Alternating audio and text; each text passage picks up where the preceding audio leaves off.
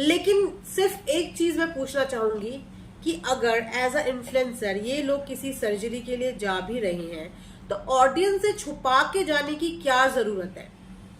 In fact अगर आप ऐसी कोई चीज करा रहे हो तो आपको तो अपना एक्सपीरियंस ऑडियंस के साथ शेयर करना चाहिए। आपको देखने वाली 10 मिलियन की जनता है, अगर आप कोई ऐसी चीज करा रहे हो जो कि आम आदमी भी या कोई भी कराने के बारे में सोच रहा है तो आप उसको टिप्स दे सकते हो, उसको प्रॉपर गाइडेंस दे सकते हो, उसको प्रॉज एंड कॉन्स बता सकते हो। लेकिन छुप छुपा के करने वाली तो ऐसी कोई भी चीज नहीं है। इन्फ्लुएंसर्स है तो इन्फ्लुएंसर्स की तरह रहें, पब्लिक को सच बताएं, पब्लिक को सही से गाइड करें। धोखे में रख के पब्लिक का प्यार नहीं बटोरा जा सकता। आपको ये बात अभी समझ में नहीं आ रही है, लेकिन आने वाले 15-20 दिन और 1 महीने में ना आपको ये खुद समझ में आ जाएगा। So hello hi, welcome back to my channel earth mom Dehradun. मैं हूं ज्योति, वेलकम करती हूं आप सभी का अपने चैनल में। सो अगर आप चैनल में न्यू है तो मेक श्योर चैनल को जरूर सब्सक्राइब कर दीजिए। मुझे एवरी डे ये लाइन बोलनी पड़ती है, मेरे को इसीलिए बोलनी पड़ती है क्योंकि बहुत सारे हमारे ऐसे नए ऑडियंस होती है जो वीडियो को देखती है और वो हमें इतना जानती नहीं है। तो इसीलिए ये मेरे उन सारे न्यू व्यूअर्स के लिए है जो मेरी वीडियो को देखते हैं कि अगर फ्रेंड्स आपने चैनल को सब्सक्राइब नहीं किया है तो आप प्लीज सब्सक्राइब कर दीजिए और साथ में बेल आइकन भी हिट कर दीजिएगा ताकि मैं जब भी कोई न्यू वीडियो अपलोड करूं तो आपको उसका फटाक से नोटिफिकेशन मिल जाए। So without further delay let's get start the video. So आज की जो वीडियो थी ना वो मेरी ऑडियंस की तरफ से मोस्ट अवेटेड वीडियो थी। मेरी ऑडियंस की बहुत टाइम से इस चीज के लिए डिमांड आ रही थी कि मैम आप प्लीज इस बारे में कुछ बोलिए, प्लीज इस बारे में कुछ बोलिए। लेकिन मैं कभी भी कोई भी चीज ना एकदम से आके वीडियो पे नहीं बोलती हूँ। मैं पहले अपने खुद एनालाइज करती हूँ, चीजों को इकट्ठा करती हूँ, देखती हूँ। उसके बाद जब मुझे चीजों में सच नजर आता है या मैं श्योर हो जाती हूँ कि हाँ मैं जो अपनी ऑडियंस को बताऊंगी, जो उनसे बोलूंगी वो सही होगा, मैं तभी आके वीडियो बनाती हूँ। उससे पहले मैं जल्दबाजी में कभी भी कोई भी वीडियो बनाने में बिलीव नहीं करती हूँ। सो फाइनली आप सबका इंतजार पूरा होता है और मेरा खुद का भी जो है इंतजार पूरा होता है। मैं बहुत टाइम से इस बारे में बात करना चाह रही थी, बस मैं सही वक्त और सही टाइम का इंतजार कर रही थी, जो वक्त और टाइम मुझे अब मिल गया। सो आप सब ने मुझसे क्वेश्चन किए थे कमेंट सेक्शन में। आपने मुझे बोला था कि मैम कुछ जो है घायल मलिक की जो ऑपरेशन जो ऑपरेट हुआ था उसके बारे में कुछ बात करिए, उसके बारे में कुछ बताइए। बहुत सारे लोगों के क्वेश्चन थे कि मैम आपने देखा कि उन्होंने फैट कितनी जल्दी रिड्यूस कर लिया। तो यस, आज इसी के बारे में हम लोग बात करेंगे तसल्ली से। तो आप लोग भी आराम से बैठिए और आराम से बैठ के अब बात करते हैं। So yes friends, the day ये ऑपरेशन के लिए वहां पे गई और ऑपरेशन के 2 दिन तक ये वहां पे रही। मैं सब कुछ देख रही थी, सब कुछ एनालाइज कर रही थी। इनका ऑक्सीजन से लेकर, इनकी हार्ट बीट रेट से लेकर, इनका आईसीयू में आना और जाना से लेकर मैं सब चीजें जो है नोटिस कर रही थी।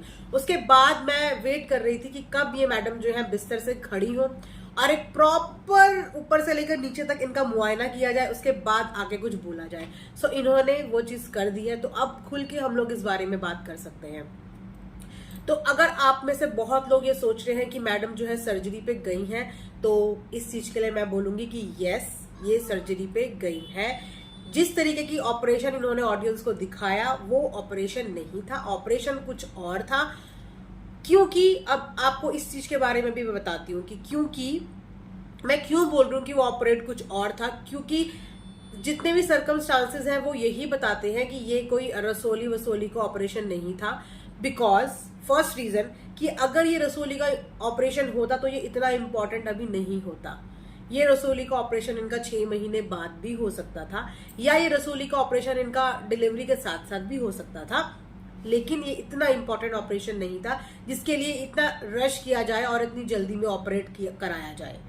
दूसरी बात कि मैं क्यों बोल रही हूँ कि ये इन्होंने जो है ये सर्जरी पे गई है। सबसे पहले मैं आपको सर्जन को नहीं इस बारे में नॉलेज होगी, उनको थोड़ा सा मैं जो है सरल भाषा में सरल शब्दों में समझा देती हूँ कि देखो फ्रेंड्स, जब हमारी बॉडी में ना वेट बढ़ने लगता है, ओबेसिटी बढ़ जाती है, कोलेस्ट्रॉल लेवल बढ़ जाता है, फैट हार्मोन बढ़ जाता है, और जो है आजकल ट्रेंड में चल गई है सर्जरी जो हर कोई अडॉप्ट कर रहा है। आपने देखा होगा सेलिब्रिटी से लेकर एक नॉर्मल लोग भी जो है सर्जरी पे जाने लग गए हैं, मतलब फैट रिमूवल सर्जरी के लिए।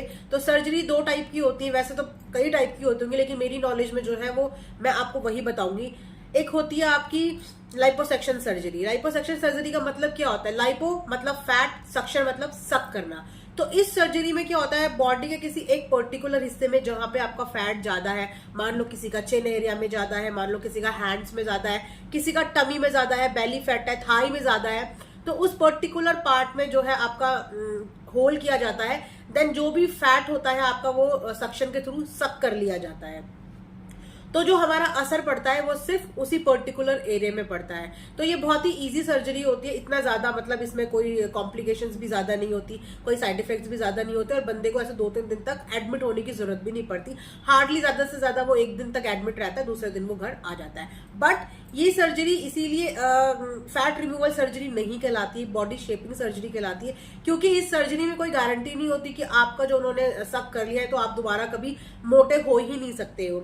ये सिर्फ टाइमिंग होती है कि उस समय के लिए जो फैट एलिमेंट्स है वो आपकी बॉडी से निकालनी है, लेकिन आने वाले टाइम में ये दोबारा से हो सकते हैं, दोबारा से ही वापस से फैट क्रिएट हो सकता है, दोबारा से आप हो सकते, मतलब ये कोई भी लॉन्ग लास्टिंग चीज नहीं है। तो नेक्स्ट आते हैं हम लोग बैरेट्रिक सर्जरी में। तो ये एक ऐसी सर्जरी है कि जिसे आप बोल सकते हो कि फैट रिमूवल सर्जरी, जो कि लॉन्ग लास्टिंग होती है। अब ये लॉन्ग लास्टिंग क्यों होती है और ये लाइपोसेक्शन से किस तरीके से डिफरेंट है, ये भी मैं आपको बिल्कुल सिंपल भाषा में समझा देती हूँ। सर्जरी में भी आपके होल किया जाता है, पर थोड़ा सा डिफरेंट तरीके से। इस सर्जरी का मेन मोटिव क्या होता है कि जो आपका गट हार्मोन होता है, उस गट हार्मोन को ऑल्टर कर दिया जाता है, जिससे कि अगर आपकी कैपेसिटी खाना खाने की मान लो 4 लीटर का आप लोग कंज्यूम कर सकते हो, तो बॉडी में हमारी गट्स में इतनी स्पेस है कि हम 4 लीटर का खाना जो है खा सकते हैं, लेकिन अगर हम इसको ऑल्टर कर देते हैं तो वो 4 से बन जाता है 2 लीटर। तो आदमी को भूख उसी हिसाब से लगती है जितने उसके गट्स में स्पेस होती है। तो इस सर्जरी के थ्रू आपके गट की स्पेस को कम कर दिया जाता है, उसको ऑल्टर कर दिया जाता है, ताकि आपको भूख ही सिर्फ मिनिमम लगे। तो जब आपको भूख ही मिनिमम लगेगी, आप फूड इनटेक ही मिनिमम करोगे, तो जाहिर सी बात है कि बॉडी में फिर कहां से आपका वेट गेन होगा, कहां से आपका फैट होगा।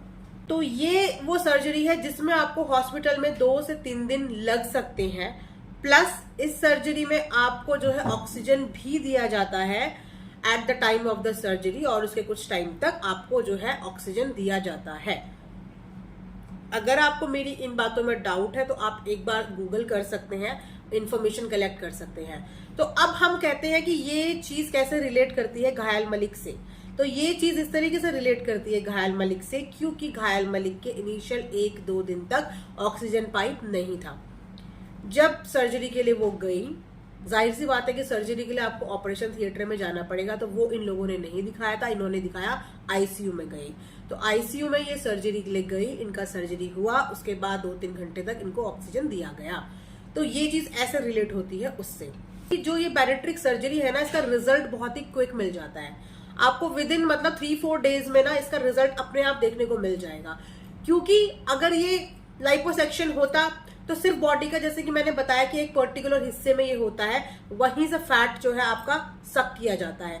बट जो आज बॉडी घायल मलिक की है, आप लोग उनकी शॉर्ट वीडियो में जाके देख सकते हो, उनकी बॉडी का जो फैट रिड्यूस हुआ है वो ऊपर से नीचे तक का हुआ है।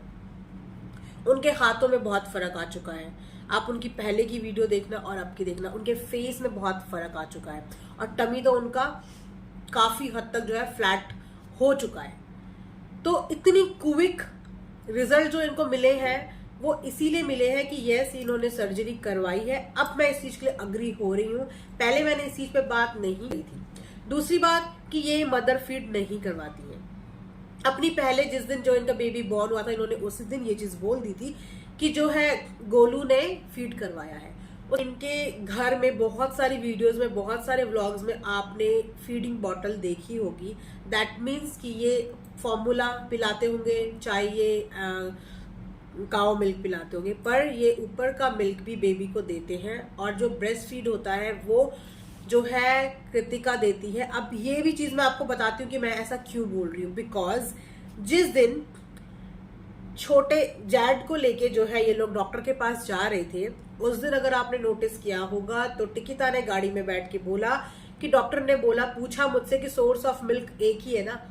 तो सोर्स ऑफ मिल्क से क्या मतलब है कि एक बच्चा जो है इन्फेक्टेड बच्चा उसी माँ का दूध पी रहा है ना जिसके अदर बच्चे भी पी रहे हैं। तो उसने वही बोला कि डॉक्टर ने मुझसे पूछा कि सोर्स ऑफ मिल्क एक ही है ना, मतलब कि सारे बच्चे जो है एक ही माँ से दूध पी रहे हैं, तो जाहिर सी बात है, अगर आपने नोटिस किया होगा, बैक टू बैक इनके बच्चे, एक बीमार होता है तो दूसरा बीमार होता है, दूसरा बीमार होता है तो तीसरा बीमार होता है। क्यों? क्योंकि जब एक ही माँ का दूध तीनों बच्चे पी रहे हैं, किसी बच्चे में कोई इन्फेक्शन है तो जाहिर सी बात है फिर वो दूसरे बच्चे में भी कैच होता है, राइट। इसीलिए बच्चों की चीजों को हम लोग हमेशा सेपरेट रखते हैं, उनको जूठा नहीं देते, उनको किस करने से मना करते हैं, क्योंकि बच्चों की इम्यून सिस्टम वीक होता है, उन पे किसी भी तरीके का बैक्टीरिया वायरस जल्दी से अटैक करता है। तो अगर एक बच्चा बीमार है और वो उस बच्चे को फीड करा रही है, उसके बाद वो दूसरे बच्चे को भी फीड करा रही है, तो जाहिर सी बात है कि इन्फेक्शन दूसरे बच्चे को भी कैच होगा। क्वेश्चन सिर्फ ये उठता है कि जहां पे आप अपना टी शर्ट उठा के पेट तक दिखा सकते हो जस्ट टू प्रूव पीपल की yes you have delivered the baby, तो वहां पे आप ये क्यों नहीं बता सकते कि यस मैंने सर्जरी कराई है? क्योंकि एक तरफ आप लोग जिम प्रमोट कर रहे हो, एक तरफ आप हेल्दी लाइफ प्रमोट कर रहे हो कि एक्सरसाइज से हम लोग वेट रिड्यूस कर सकते हैं, तो एक बीवी को लगा दिया है जिम का प्रमोट करने में, ठीक है, वेट लॉस जर्नी में कि किस तरीके से, और एक को तुमने करवा दी है सर्जरी। तो यहाँ पे फंसने के चांसेस ज्यादा हो जाते हैं, तो इसीलिए ये लोग सेफ खेलते हैं। लेकिन मेरा मानना ये है कि एज अ इन्फ्लुएंसर अगर आप कोई भी नई चीज कराते हो तो आपको पब्लिक को उस चीज के बारे में अवेयर करना चाहिए, आपको बताना चाहिए। साफ साफ बोलो ना कि म्यूजिक वीडियोस आनी है, साफ साफ बोलो ना कि आगे चल के कुछ प्लान्स है। शायद ये प्लान हो कि भाई बिग बॉस आने वाला है, सितंबर में शुरू हो जाएगा, अक्टूबर में, सितंबर अक्टूबर में, तो वहां के लिए तुम्हें प्रिपरेशन करनी हो, क्या पता कॉल आ जाए, तो उस तरीके से अपनी बॉडी को तुमने, क्योंकि टिकिता को तो ये भेजने से रहे, उसको बुलाना भी मुश्किल है और उसे भेजने से भी ये रहे, तो दो कंटेंडर इनके यहाँ से बिग बॉस के लिए रेडी है, या तो घायल मलिक या तो नाफरमान मलिक। नाफरमान मलिक का भी मुझे कच्चा पक्का लगता है क्योंकि वो वोकल नहीं है, वो बोलना नहीं जानता, आवाज तो उसकी निकलती नहीं, बिना माइक के तो आप उसकी आवाज भी नहीं सुन सकते, तो वो वहां जाके क्या करेगा। तो इनके घर में जो स्ट्रॉन्ग कंटेंडर है ना जिसे बुलाया जा सकता है, वो घायल मलिक ही है। तो अपने आप को बीबी की जर्नी के लिए भी हो सकता है ये प्रिपेयर कर रही हो, क्योंकि इनको तो आपको पता है पैसे के आगे इन्हें कुछ नहीं दिखता, पैसों के आगे इन्हें बच्चे का रोना, चोट, तकलीफ कुछ नहीं दिखता, इनको सिर्फ पैसा चाहिए, तो उसके लिए भी हो सकता है ये अपने आप को प्रिपेयर कर रही हो।